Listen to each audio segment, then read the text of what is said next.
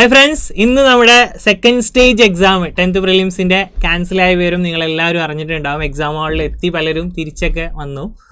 അപ്പോൾ അതിൻ്റെ കാരണം നിങ്ങൾക്കറിയാം, ഫസ്റ്റ് സ്റ്റേജിൽ ഒരു പ്രത്യേക സ്പെഷ്യൽ എക്സാം സെൻറ്ററിൽ എന്ത് ചെയ്തു, രണ്ടാമത്തെ സ്റ്റേജിൻ്റെ ക്വസ്റ്റ്യൻ പേപ്പർ അറിയാതെ കൊടുത്തു. അപ്പോൾ ആ ഒരു ക്വസ്റ്റ്യൻ പേപ്പറിലെ 20 മാത്സ് ആൻഡ് മെൻ്റൽ എബിലിറ്റി ചോദ്യങ്ങളാണ് നമ്മൾ ഈ ഒരു സെഷനിലൂടെ ഡീറ്റെയിൽ ആയി നോക്കാൻ പോകുന്നത്. അപ്പോൾ ഇനി വരുന്ന സ്റ്റേജിലുള്ള പരീക്ഷകൾ എഴുതുന്നവർക്ക് തീർച്ചയായും ഈ 2 സ്റ്റേജിലും നടന്ന ക്വസ്റ്റ്യൻ പേപ്പേഴ്സ് കൃത്യമായി നോക്കുക, അതിലുള്ള ചോദ്യങ്ങളൊക്കെ നോക്കുക. അതേപോലെ തന്നെ നമ്മുടെ maths and mental ability marathon ഉണ്ടായിരുന്നു, അതിലെ ചോദ്യങ്ങളും ഒന്ന് ചെയ്തു നോക്കുക. തീർച്ചയായും ഫുള്ള് മാർക്കും സ്കോർ ചെയ്യാൻ പറ്റും. അതിലപ്പുറം ഒന്നും ചോദ്യങ്ങളില്ല, ഫുൾ മാരത്തോണും ചെയ്തു നോക്കുക. അപ്പോൾ ആദ്യത്തെ ചോദ്യം ഒരു ബോർഡ് മാസിൻ്റെ ചോദ്യമായിരുന്നു. 5600, കുറച്ച് ക്ലാരിറ്റി കുറവുണ്ട്. 5600 divided by 22 plus 5 × 6 minus 50 divided by 5 × 5 ബ്രാക്കറ്റിൻ്റെ ഉള്ളിൽ എന്നാണ് വന്നിട്ടുള്ളത്. അപ്പോൾ ഈ ബ്രാക്കറ്റിൻ്റെ ഉള്ളിലുള്ള ഈ ഒരു ഭാഗം ആദ്യം ചെയ്തു. 5 × 5 എത്രയാ, 25 50 ഡിവൈഡഡ് ബൈ 25 എന്ന് ഇവിടെ വരും. അപ്പോൾ എത്രയായി, അവിടെ 2 എന്ന് കിട്ടും. ഇവിടെ 22 പ്ലസ് 30 മൈനസ് 2 ബ്രാക്കറ്റിൻ്റെ ഉള്ളിൽ. അപ്പോൾ ഏറ്റവും ഉള്ളിൽ ബോർഡ് മാസിൽ ഏറ്റവും ആദ്യം നമ്മൾ ചെയ്യുക ഏറ്റവും ഉള്ളിലുള്ള ബ്രാക്കറ്റാണ്. അപ്പോൾ ഏറ്റവും ഉള്ളിലുള്ള ബ്രാക്കറ്റ് 5 × 5 ആയിരുന്നു, അത് ചെയ്തു. അപ്പോൾ ഇവിടെ 50 ഹരിക്കണം 25 എന്നായി. ഇവിടെ 52 മൈനസ് 2 എന്ന് വന്നു, അപ്പോൾ 50 എന്ന് വന്നു.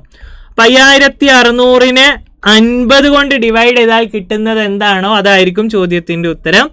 5600 ഡിവൈഡഡ് ബൈ 50, 5600 ഡിവൈഡഡ് ബൈ 50 ചെയ്തു. അപ്പോൾ ഒരു 0 വെട്ടി ഡിവൈഡ് ചെയ്യുമ്പോൾ 112 എന്ന ആൻസർ കിട്ടും. ഓപ്ഷൻ ബി 112 ആയിരിക്കും ഈ ചോദ്യത്തിൻ്റെ കറക്റ്റ് ആൻസർ വരുന്നത്. അടുത്ത ക്വസ്റ്റ്യനിലേക്ക് പോവാം. ഇതൊരു ബോർഡ് മാസിൻ്റെ ക്വസ്റ്റ്യൻ ആയിരുന്നു. അപ്പോൾ അതിലുള്ള സിമ്പിൾ ഞാൻ എടുത്ത് എഴുതിയിട്ടുണ്ട്, എന്നിട്ട് അത് സോൾവ് ചെയ്തിട്ടുണ്ട്. രണ്ടാമത്തെ ചോദ്യം, M എന്നത് ഹരണം, N എന്നത് ഗുണനം, Q എന്നത് സങ്കലനം. അപ്പോൾ സങ്കലനം എന്ന് പറഞ്ഞാൽ എന്താ, പ്ലസ് ആണ്. വ്യവകലനം എന്ന് പറഞ്ഞാൽ മൈനസും ആണ്. ഇനി ഈ ക്വസ്റ്റ്യനിൽ അവർക്ക് പകരം ആ സിമ്പിളുകൾ കൊടുത്തിട്ട് ബോർഡ് മാസ് അപ്ലൈ ചെയ്യാനാണ്. ഗണിത ചിഹ്നങ്ങൾ ഉപയോഗിച്ചുള്ള പ്രശ്നങ്ങൾ എന്ന് പറയുന്ന ഭാഗത്തു നിന്നുള്ള ചോദ്യമാണ്. അപ്പോൾ 125 എമ്മിന് പകരം ഹരണം 5, ക്യൂ എന്ന് പറയുന്നതിന് പകരം സങ്കലനം പ്ലസ് ആണ്, പ്ലസ് 6, ക്യൂ എന്നത് സങ്കലനമാണ്. N എന്ന് പറഞ്ഞത് ഗുണനമാണ്, അപ്പോൾ ഇൻറ്റു 4 വന്നു, ഡിവൈഡഡ് ബൈ -2 എന്നും വന്നു. ഇങ്ങനെയാണ് ഇതിൽ വന്നിട്ടുള്ളത്. അപ്പോൾ ഇതൊന്ന് സോൾവ് ചെയ്ത് കഴിഞ്ഞാൽ ബോർഡ് മാസ് പ്രകാരം നേരത്തെ ചെയ്ത് അതേപോലെ തന്നെ സോൾവ് ചെയ്യാം. 125നെ 5 കൊണ്ട് ഹരിച്ചു 25, 6 × 4 24, ഒരു 2 കുറക്കണം, 25ഉം 24ഉം കൂട്ടി 49 49ൽ നിന്ന് 2 കുറച്ചു 47 ആയിരിക്കും ചോദ്യത്തിൻ്റെ കറക്റ്റ് ആൻസർ. ഓപ്ഷൻ എ 47 അതിൻ്റെ ഉത്തരമായിട്ട് കിട്ടും. അപ്പോൾ അടുത്തത് ആദ്യത്തെ സ്റ്റേജിലും വന്ന അതേ മോഡലിൽ മിശ്രഭിന്നങ്ങൾ കൂട്ടാനും കുറക്കാനും ഉള്ളൊരു ചോദ്യമാണ്. അപ്പോൾ നമ്മൾ അവിടെ ചെയ്ത പോലെ തന്നെ ആദ്യം സംഖ്യകൾ മാത്രം എടുക്കുക. അപ്പോൾ ആദ്യം 3 ഉണ്ട്, രണ്ടാമത്തതിൽ സംഖ്യ ഒന്നുമില്ല, 1/4 മാത്രമേ ഉള്ളൂ. അടുത്തതിൽ -2 ഉണ്ട്. അപ്പോൾ നമ്പർ മാത്രം എടുക്കുമ്പോൾ 3 - 2 1 എന്ന് അവിടെ കിട്ടി. ഇനി ഭിന്നസംഖ്യകളുടെ പാർട്ട് മാത്രം ചെയ്യാം. 1/2 പ്ലസ് 1/4 മൈനസ് 1/3 എന്ന് ചെയ്യാം. അപ്പോൾ ഇത് ചെയ്യണമെങ്കിൽ ആദ്യം എന്ത് ചെയ്യണം, ലസാഗു എടുക്കണം. ഇവരുടെ LCM 2ൻ്റെയും 4ൻ്റെയും 3ൻ്റെ LCM 12 ആണ്. അതുപോലെ 12നെ ഇതുകൊണ്ട് എല്ലാത്തുകൊണ്ടും ഗുണിക്കുക. 1/2 × 12 പ്ലസ് 1/4 × 12 മൈനസ് 1/3 × 12 എന്ന് വരും. അപ്പോൾ 12ൽ 2 6, 12ൽ 4 3, 12ൽ 3 4 തവണ. അപ്പോൾ 6 + 3 9, 9ൽ നിന്ന് 4 കുറച്ച് 5. അപ്പോൾ ഇവിടെ 5/12 എന്നും കിട്ടും. അപ്പോൾ നമ്പറിൻ്റെ പാർട്ട് മാത്രം സോൾവ് ചെയ്തപ്പോൾ 1 എന്നും, ഭിന്നസംഖ്യ മാത്രം LCM എടുത്ത് കൂട്ടുകയും കുറയ്ക്കുകയും ചെയ്തപ്പോൾ 5/12 എന്നും കിട്ടി. അപ്പോൾ ഇത് രണ്ടും കൂടെ ഒപ്പം ഒട്ടിച്ച് വെച്ചാൽ നമ്മുടെ ഉത്തരമായി. നമ്മുടെ ഉത്തരം 1/5/12. ഓപ്ഷൻ ബി 1/5/12 ആയിരിക്കും അവിടെ കറക്റ്റ് ആൻസർ ആയിട്ട് വരുന്നത്. നാലാമത്തെ ചോദ്യം, 1/3നും 3/5നും ഇടയിലുള്ള ഭിന്നസംഖ്യ ഏത് എന്ന് ചോദിച്ചു. അപ്പോൾ 2 ഭിന്നസംഖ്യകൾക്കിടയിൽ വരുന്ന ഭിന്നസംഖ്യ കാണാനുള്ള ഒരു ഷോർട്ട് കട്ട് എന്ന് പറഞ്ഞാൽ ഈ 2 എണ്ണത്തിൻ്റെ അംശങ്ങൾ തമ്മിൽ കൂട്ടാം. ആദ്യത്തെ അംശം 1 ആണ്, രണ്ടാമത്തെ അംശം 3 ആണ്, അത് രണ്ടും കൂടെ കൂട്ടി ഛേദങ്ങൾ തമ്മിൽ കൂട്ടാം. 3 + 5ഉം കൂട്ടി. അപ്പോൾ നമുക്ക് കിട്ടുന്നത് 4/8 ആണ്. അപ്പോൾ 4/8 ഇതിനിടയിലുള്ള ഒരു ഭിന്നസംഖ്യ ആയിരിക്കും എന്നുള്ള കാര്യം ഷുവറാണ്. 4/8നെ ഒന്ന് വെട്ടി ചെറുതാക്കുമ്പോൾ എന്ത് കിട്ടും, 1/2 എന്ന് കിട്ടും. മേലെയും താഴെ 4 കൊണ്ട് വെട്ടി 1/2. 1/2 ഓപ്ഷനിൽ ഉണ്ട് താനും. അപ്പോൾ നമ്മുടെ ഉത്തരം 1/2 എന്ന് തന്നെ വരും. ആ രണ്ട് ഭിന്നസംഖ്യകൾക്കിടയിലുള്ള ഭിന്നസംഖ്യ കാണാൻ അംശവും കൂട്ടുക, ഛേദവും കൂട്ടുക, എന്നിട്ട് എന്ത് ചെയ്യുക, എന്നിട്ട് ഇതുപോലെ അത് ആ ഒരു നമ്പർ ഓപ്ഷനിൽ ഉണ്ടോ നോക്കുക. ഇല്ലെങ്കിൽ നമ്മൾ ഡിവൈഡ് ചെയ്തിട്ട് ചെയ്യേണ്ടി വരെ. അപ്പോൾ ഡിവൈഡ് ചെയ്തിട്ട് ചെയ്യുമ്പോൾ 0 ഇടുക മേലെ, 10/3 എന്ന് വരും. ഇവിടെ 30 മേലെ ഒരു 0 ഇട്ട് 30/5 6. അപ്പോൾ 3നും 6നും ഇടയിലുള്ള ഒരു വില കിട്ടണം. ഏത് 0 ഇട്ട് ഡിവൈഡ് ചെയ്യുമ്പോൾ. അപ്പോൾ നമ്മൾ ആദ്യത്തെ ഓപ്ഷൻ നോക്കി 10/2 ചെയ്തു, 5 എന്ന് കിട്ടുന്നുണ്ട്. 3നും 6നും ഇടയിലാണല്ലോ 5. അപ്പോൾ ഓക്കെ ആയി. അപ്പം അങ്ങനെയും ചെയ്യാം. ഈ ഷോർട്ട് കട്ടിൽ ഉത്തരം ഓപ്ഷനിൽ കറക്റ്റ് ഇല്ലെങ്കിൽ, ആ ഓപ്ഷനിൽ ആ ഉത്തരം ഇല്ലെങ്കിൽ നമ്മൾ ഇങ്ങനെ ചെയ്യാം. അപ്പോൾ ആദ്യം ഷോർട്ട് കട്ട് നോക്കുക, എന്നിട്ട് അത് ഓപ്ഷനിലുണ്ട് അതിൻ്റെ ഉത്തരം. അതില്ലെങ്കിൽ മാത്രം ഞാൻ ഈ പറഞ്ഞ രീതിയിലേക്ക് പോയാൽ മതി. ഓപ്ഷൻ എ ആണ് ചോദ്യത്തിൻ്റെ ഉത്തരം. അടുത്തത് 85ാമത്തെ ക്വസ്റ്റ്യൻ്റെ നോക്കാം. ദശാംശ സംഖ്യകൾ ഗുണിക്കാനാണ്. അപ്പോൾ ദശാംശ സംഖ്യകൾ ഗുണിക്കാൻ പറയുമ്പോൾ നമ്മൾ എന്ത് ചെയ്യുക, നമ്പേഴ്സ് തമ്മിൽ നേരെ ഗുണിക്കുക, എന്നിട്ട് എത്ര സ്ഥാനം വരുന്നോ അത്രയും സ്ഥാനം ഇട്ട് കൊടുക്കുക. ഇപ്പോൾ 2, 3, 4 ഗുണിച്ചാൽ 2 × 3 6 6 × 4 24 ഉത്തരം വരിക. ഇവിടെ ആകെ എത്ര ദശാംശ സ്ഥാനങ്ങൾ വന്നു എന്ന് നോക്കാം. ഇവിടെ 1, ഇവിടെ 2, ഇവിടെ 3. 1, 2, 3 ആകെ 6 സ്ഥാനങ്ങൾ വന്നു. അപ്പോൾ 6 സ്ഥാനങ്ങൾ വരുന്ന രീതിയിൽ 24 എക്സ്പ്രസ് ചെയ്യണം. അപ്പോൾ എങ്ങനെ എഴുതുക, 0.0000 4 0 കൊടുത്തു 24. അപ്പോൾ എന്തായി, 6 സ്ഥാനങ്ങളായല്ലോ. മൊത്തം 6 സ്ഥാനങ്ങൾ ഉത്തരത്തിൽ വരണം, അതാണ് നമ്മുടെ ഉദ്ദേശം. അപ്പോൾ അങ്ങനെ വരുന്ന ഓപ്ഷൻ ഏതാ നോക്കിക്കേ, ഡി ആണ് ഉത്തരം. ഓപ്ഷൻ ഡി ആയിരിക്കും അവിടെ കറക്റ്റ് ആൻസർ വരുന്നത്. 6ാമത്തെ ചോദ്യം കുറച്ച് ക്ലാരിറ്റി കുറവുണ്ട്. 3250 രൂപയ്ക്ക് ഒരു ഉൽപ്പന്നം വിൽക്കുമ്പോൾ ഒരാൾക്ക് 750 രൂപ ലാഭം ലഭിക്കുന്നു. അപ്പോൾ 3250 ഇവിടെ വിറ്റ വിലയാണ്, പ്രത്യേകം ശ്രദ്ധിക്കുക, വിറ്റ വിലയാണ്, വാങ്ങിയ വിലയല്ല. വാങ്ങിയ വിലയായിട്ട് എടുത്ത് ചെയ്താൽ തെറ്റും. ഇത് വിറ്റ വിലയാണ്. എത്ര ലാഭമുണ്ട്, 750 രൂപ ലാഭമുണ്ട്. ഈ ഓപ്ഷൻ 18.5, ഇത് 30%, ഇത് 20%, ഇത് 23% ആണ്. അപ്പോൾ ഇവിടെ വിറ്റ വിലയാണ് 3250. അപ്പോൾ നമുക്ക് ലാഭത്തിൻ്റെ ശതമാനം കാണണമെങ്കിൽ വാങ്ങിയ വില വേണം. അപ്പോൾ വാങ്ങിയ വിലയിൽ ലാഭം കയറ്റുമ്പോഴാണ് വിറ്റ വില വരുന്നത്. അപ്പോൾ വാങ്ങിയ വില എത്രയാണെന്ന് ചോദിച്ചാൽ, ഈ ക്വസ്റ്റ്യൻ്റെ വാങ്ങിയ വില എത്രയാണെന്ന് ചോദിച്ചാൽ ഇവർ തമ്മിലുള്ള ഡിഫറൻസ് ആണ്. ആ ഒരു ലാഭം കുറക്കണം. ഇതിനാണ് വിറ്റത്, അതിൽ നിന്ന് ആ ലാഭം കുറച്ചാൽ നമുക്ക് എന്ത് കിട്ടി, വാങ്ങിയ വില കിട്ടി. അപ്പോൾ വാങ്ങിയ വില 2500 ആണ്. അപ്പോൾ 2500 വാങ്ങിയ ഒരു സാധനമാണ് 3250 രൂപയ്ക്ക് വിൽക്കുന്നത്. അപ്പോൾ ലാഭശതമാനം കാണാൻ ലാഭം ഡിവൈഡഡ് ബൈ വാങ്ങിയ വില ഇൻറ്റു 100. ലാഭം ഡിവൈഡഡ് ബൈ വാങ്ങിയ വില ഇൻറ്റു 100. അപ്പോൾ 2 0 ഇവിടെ, 2 0 ഇവിടെ, 75ൽ 25 3 30% ആയിരിക്കും ഉത്തരം. 30% ഓപ്ഷൻ സി ആയിരിക്കും അവിടെ കറക്റ്റ് ആൻസർ ആയിട്ട് വരുന്നത്. ഈ ചോദ്യത്തിൻ്റെ കറക്റ്റ് ആൻസർ 30% എന്ന് കിട്ടും. 7ാമത്തെ ചോദ്യത്തിലേക്ക് പോവാം. 8ാം ക്ലാസ്സിലെ വാർഷിക പരീക്ഷയിൽ 20 കുട്ടികളുടെ ഗണിതത്തിൻ്റെ ശരാശരി മാർക്ക് 75 ആയിരുന്നു. ആവറേജ് 75 ആയിരുന്നു 20 കുട്ടികളുടെ. അതിലൊരു കുട്ടിയുടെ മാർക്ക് 50-ന് പകരം 60 എന്ന് തെറ്റായി രേഖപ്പെടുത്തി എങ്കിൽ ആ ക്ലാസ്സിലെ കുട്ടികളുടെ ശരിയായ മാർക്ക് എത്ര എന്നാണ് ചോദ്യം. ഒരു കുട്ടിയുടെ മാർക്ക് എന്ത് ചെയ്തു, 50 എന്ന് എഴുതുന്നതിന് പകരം 60 എന്ന് തെറ്റായി എഴുതിയിട്ടുണ്ട്. അപ്പം 50 മാറ്റി 60 ആക്കണം. അപ്പം 60 പുറത്ത് പോവും, 50 ഉള്ളിലോട്ട് വരും. 50/60 ആണ് മാറ്റം -10 ആണ്. നമ്മുടെ തുക എത്രയായിരുന്നു, അതിലൊരു 10 കുറയുക ചെയ്യുക. 60 തെറ്റായി എഴുതി, അപ്പോൾ അത് ശരിയാക്കി 50 വരുമ്പോൾ ഒരു 10 കുറയും. 10 കുറയുമ്പോൾ ശരാശരിയിൽ എത്ര കുറയും എന്ന് ചോദിച്ചാൽ -10 ഹരിക്കണം എത്ര കുട്ടികളുണ്ട്, കുട്ടികളുടെ എണ്ണം. ശരാശരിയിൽ വന്ന വ്യത്യാസം, ആവറേജിൽ വന്ന ഡിഫറൻസ് എത്രയാണെന്ന് ചോദിച്ചാൽ -10 ഹരിക്കണം 20. അപ്പോൾ -0.5 കുറയും. ശരാശരിയിൽ ഒരു 0.5 കുറയുകയാണ് ചെയ്യുക. കാരണം തുകയിൽ ഒരു 10 കുറഞ്ഞു, അവിടെ 20 കുട്ടികളുമുണ്ട്. 10 കുറഞ്ഞത് 20 കുട്ടികളിൽ ഡിവൈഡ് ചെയ്ത് പോകുമ്പോൾ ശരാശരിയിൽ വന്ന മാറ്റം -0.5 ആണ്. -1/2 അല്ലെങ്കിൽ -0.5. അപ്പോൾ നമ്മുടെ പഴയ ശരാശരിയായ 75-ൽ നിന്നും ഇത് കുറച്ചാൽ നമുക്ക് ആൻസറായി. ഈ വന്ന മാറ്റം കുറക്കുക. അപ്പോൾ എത്രയായി, 74.5 ആയി. 74.5 ഓപ്ഷൻ എ ആണ് ചോദ്യത്തിൻ്റെ കറക്റ്റ് ആൻസർ വരുന്നത്. 74.5 ആയിരിക്കും ചോദ്യത്തിൻ്റെ കറക്റ്റ് ആൻസർ വരുന്നത്. അടുത്തത് 88ാമത്തെ ക്വസ്റ്റ്യൻ. 10ാം ക്ലാസ് ഡി ഡിവിഷനിലെ എല്ലാ കുട്ടികളും കൂടെ മുഖ്യമന്ത്രിയിലെ ദുരിതാശ്വാസ നിധിയിലേക്ക് 2401 രൂപ സംഭാവന നൽകി. കുട്ടികളുടെ എണ്ണം എത്രയാണോ അത്രയും തുകയാണ് ഓരോ കുട്ടിയും നൽകിയത്. അതായത് എണ്ണവും കുട്ടികളുടെ ഇതൊക്കെ സെയിം ആണ്. അതായത് x × x ചെയ്യുമ്പോൾ കിട്ടുന്നതാണ് എന്ത്, 2401. അതായത് എക്സിൻ്റെ സ്ക്വയർ ആണ് 2401.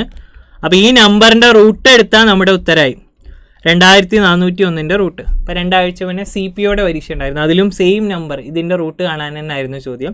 അവിടെ വരിയും നിരയും തുല്യം എന്നാണ് പറഞ്ഞത്. ഇവിടെ കുട്ടികൾ കൊടുത്ത പൈസയും കുട്ടികളുടെ എണ്ണവും തുല്യമാണ്. എന്തായാലും 2401 റൂട്ട് കാണണം.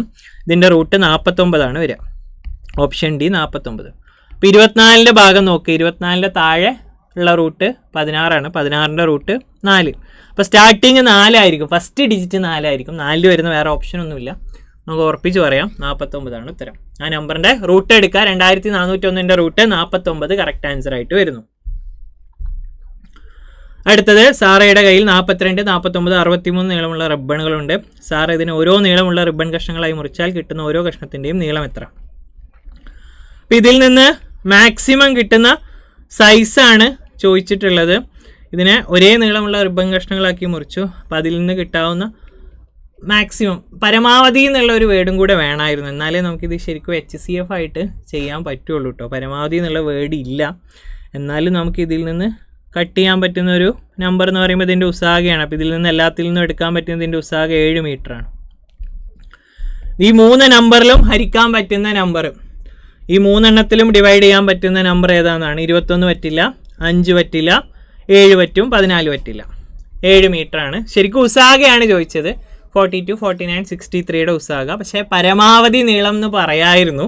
ഇതിപ്പോൾ 3ലും പോകുന്ന തുല്യ നീളം എന്നുള്ള രീതിയിലാണ് ചോദിച്ചത്.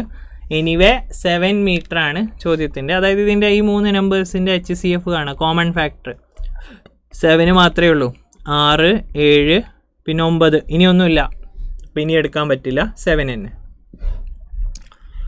അടുത്തത്, തൃശ്ശൂരിൽ നിന്ന് കോഴിക്കോട്ടേക്ക് 100 വേഗതയിലും കോഴിക്കോട് നിന്ന് തൃശ്ശൂരേക്ക് 60 വേഗതയിലും ശരാശരി വേഗത.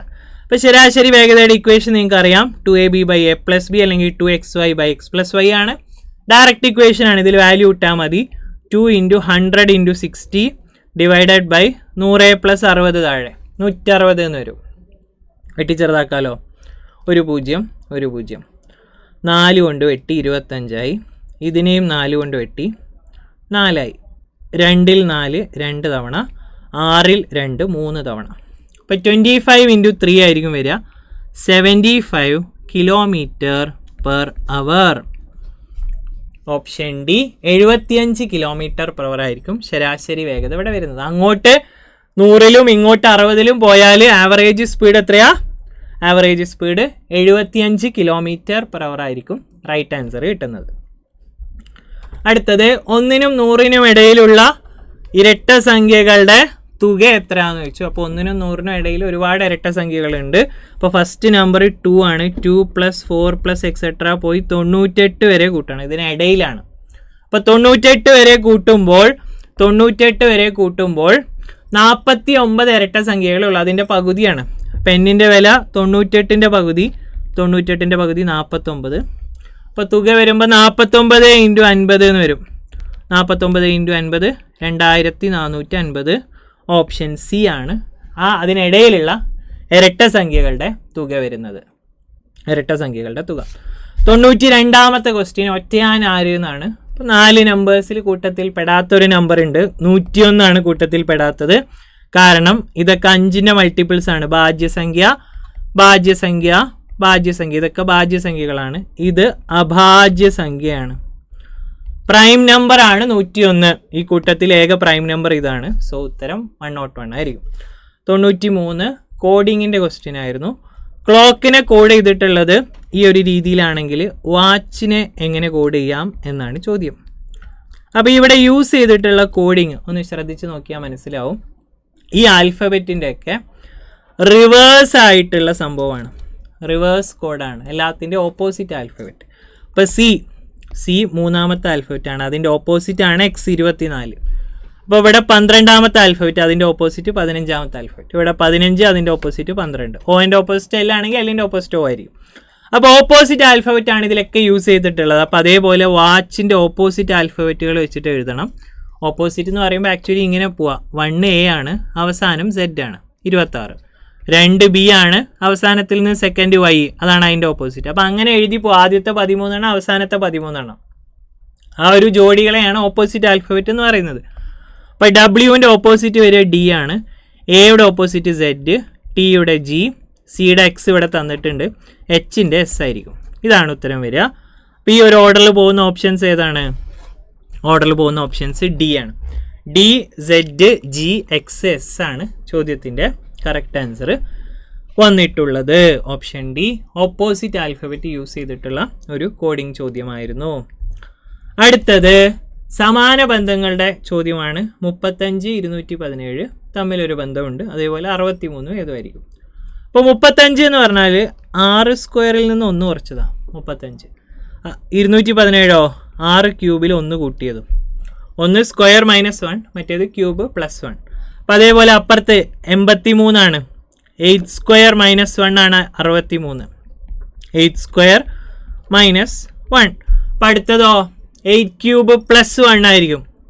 അതേപോലെ തന്നെ 8 ക്യൂബ് +1 512 1 കൂട്ടി 513 ആണ് അവിടെ വരിക. ആദ്യത്തേത് സ്ക്വയർ -1, രണ്ടാമത്തേത് ക്യൂബ് +1 എന്നുള്ള രീതിയിലും കിട്ടും. അടുത്ത 95ാമത്തെ ചോദ്യം ഏജിൻ്റെ ക്വസ്റ്റ്യൻ ആയിരുന്നു. അപ്പോൾ ഏജിൻ്റെ റേഷ്യോ വെച്ച് ചെയ്യേണ്ട ഒരു ക്വസ്റ്റ്യൻ ആണ്. ഒന്ന് 5 വർഷം മുമ്പ് തന്നിരിക്കുന്നത്, അടുത്തത് 3 വർഷം കഴിഞ്ഞു എന്ന് പറഞ്ഞ റേഷ്യോയും ഉണ്ട്. 3 വർഷം മുമ്പ്, 5 വർഷം മുമ്പ്, 3 വർഷം കഴിഞ്ഞു. അപ്പോൾ ആദ്യത്തെ റേഷ്യോ രാധയുടെ പ്രായം സീതയുടെ പ്രായത്തിൻ്റെ 3 മടങ്ങാണ്, 1:3 ആണ്. 3 വർഷം കഴിയുമ്പോൾ അത് 2 മടങ്ങാവും. ഇവർ തമ്മിൽ എത്ര കൊല്ലത്തിൻ്റെ ഗ്യാപ്പ് ഉണ്ട് ഈ പോയിന്റുകൾ തമ്മിൽ? 5 വർഷം മുമ്പ്, 3 വർഷം കഴിഞ്ഞു, പിന്നോട്ട് 5, മുന്നോട്ട് 3, വ്യത്യാസം 8 കൊല്ലം. അപ്പോൾ ഇവിടെ 8 8 എന്ന് എഴുതാം. ഇനി ക്രോസ് മൾട്ടിപ്ലൈ ചെയ്യുമ്പോൾ 1 × 2 1 × 3, 3 - 2 ആണ് ഇവിടുത്തെ വ്യത്യാസം, 1x. അതേപോലെ ഇവിടെയും ചെയ്തു, 2 × 8 1 × 8, 16 - 8 8 എന്നും കിട്ടും. അപ്പോൾ ഈ ക്വസ്റ്റ്യൻ നമുക്ക് ഇത്രയും സോൾവ് ചെയ്ത് എത്തുമ്പോൾ നമുക്ക് കിട്ടുന്ന കാര്യം 1x 8 ആണ് എന്നാണ്. 1x 8 ആണെന്ന് കിട്ടും. 1x ഇതിൽ ആരുടെ പ്രായമാണ്? സീതയുടെ പ്രായത്തിൻ്റെ 3 മടങ്ങാണ് രാധ. അപ്പോൾ സീതയാണ് 1x, രാധ 3x ആണ്. ഇപ്പോൾ സീതയുടെ ആണ് ചോദിച്ചത്, പക്ഷെ ഇപ്പോഴത്തെ പ്രായമാണ് ചോദിച്ചത്. ഇത് 5 വർഷം മുമ്പായിരുന്നു 8, 5 വർഷം മുമ്പുള്ള പ്രായമാണ് 8. അപ്പോൾ ഇപ്പോൾ എത്ര ഉണ്ടെന്ന് ചോദിച്ചാൽ 8 + 5 കൂട്ടണം, 13 വയസ്സായിരിക്കും ഇപ്പോൾ സീതയ്ക്ക് ഉള്ളത്. സീതയുടെ ഇപ്പോഴത്തെ വയസ്സ് ചോദിച്ചാൽ 13. ഇനി രാധയുടെ ആണ് ചോദിച്ചിട്ടുണ്ടെങ്കിൽ 3 × 8 24 ആവും. 24 നമ്മളൊരു 5 കൂട്ടേണ്ടി വരും. അപ്പോൾ 29 എന്നും വരും. ചോദിച്ചിട്ടില്ല, പക്ഷെ ഇവിടെ 13 ആണ് നമുക്ക് വരുന്നത്. അടുത്തത് വീണ്ടും ബോർഡ് മാസ് ആണ്. അപ്പോൾ ബോർഡ് മാസിൽ ആദ്യം ബ്രാക്കറ്റിൻ്റെ ഉള്ളിൽ ചെയ്യുക. 4 × 9 ഹരിക്കണം 2 പ്ലസ് ബ്രാക്കറ്റിൻ്റെ ഉള്ളിൽ 14 ഹരിക്കണം 2 7 + 3, അതിന് 3 കൊണ്ട് ഗുണിക്കണം. അപ്പോൾ ഇവിടെ 7 + 3 × 3 30 ഇവിടെ 4 × 9/2 എന്ന് വരും. 2 കൊണ്ട് കറക്റ്റ് ഡിവൈഡ് ചെയ്യാൻ പറ്റൂല. അപ്പോൾ അപ്പുറത്തുള്ള 4 ഡിവൈഡ് ചെയ്യുക. 4 2 8, 2 × 9 18, ഇവിടെ ഒരു 30, 18 + 30 48. ഓപ്ഷൻ ബി കറക്റ്റ് ആൻസർ ആയിട്ട് വരുന്നു. ബോർഡ് മാസിൻ്റെ ഒരു ചോദ്യമായിരുന്നു അത്. അപ്പോൾ 7 7 3 10, 10 × 3 30 എന്നും, ഇവിടെ എത്രയാണ്? ഇവിടെ 18 എന്ന് വരും. 18 30 48 എന്ന് കിട്ടി. അടുത്തത് കുടുംബ ബന്ധങ്ങളിൽ നിന്നുള്ളൊരു ചോദ്യമാണ്. എ എന്ന് പറഞ്ഞ ആൾ ബിയുടെ സഹോദരൻ, ബി സിയുടെ മകളാണ്. ബി എന്ന് പറഞ്ഞ ആൾ സി എന്ന് പറഞ്ഞ ആളുടെ മകളാണ്. സി എന്ന് പറയുന്ന ആൾ ഡിയുടെ മകനാണ്. എങ്കിൽ എയുടെ ആരാണ് ഡി? ഈ ചിത്രത്തിൽ നിന്ന് നമുക്ക് മനസ്സിലാവുന്നത് എ ബ്രദറാണ്, ബി സിസ്റ്ററാണ്, സഹോദരനും സഹോദരിയും. അവരുടെ അച്ഛനാണ് ആര്? സി. അച്ഛൻ്റെ അച്ഛൻ അല്ലെങ്കിൽ അച്ഛൻ്റെ അമ്മ ഡി ആണാണോ പെണ്ണാണോ എന്ന് ക്വസ്റ്റ്യനിൽ ക്ലിയർ ആയി പറഞ്ഞിട്ടില്ല. പക്ഷെ മുത്തച്ഛൻ ഓർ മുത്തശ്ശി, ആ 2 ഓപ്ഷനേ പോസിബിൾ ഉള്ളൂ. അപ്പോൾ ഇതിൽ മുത്തച്ഛൻ മാത്രമേ ഓപ്ഷനിലുള്ളൂ. അതുകൊണ്ട് നമുക്ക് സംശയമില്ലാതെ പറയാം മുത്തച്ഛനാണ് എന്നുള്ള കാര്യം. മുത്തശ്ശി ആവാനും ചാൻസ് ഉണ്ട്, പക്ഷെ അത് ഓപ്ഷനിലില്ല. 2 ജനറേഷൻ മേലുള്ള ഒരാളാണെന്ന് കൃത്യമായി പറഞ്ഞിട്ടുള്ളൂ. ആണാണോ മെയിലാണോ ഫീമെയിലാണോ എന്ന് ക്വസ്റ്റ്യനിൽ ക്ലിയർ അല്ല. സോ എനിവേ ഓപ്ഷൻ ഡി മുത്തച്ഛനായിരിക്കും. നമുക്ക് ഈ ഉള്ള ഓപ്ഷൻസ് വെച്ച് പ്രാക്ടിക്കലായിട്ടുള്ള ഉത്തരം മുത്തച്ഛനായിരിക്കും. 98ാമത്തെ ചോദ്യം. 35 കുട്ടികളെ ക്യൂവിൽ നിർത്തിയപ്പോൾ മീരയുടെ സ്ഥാനം മുന്നിൽ നിന്ന് 16 ആണ്, പിന്നിൽ നിന്ന് എത്രയെന്ന് വെച്ചു.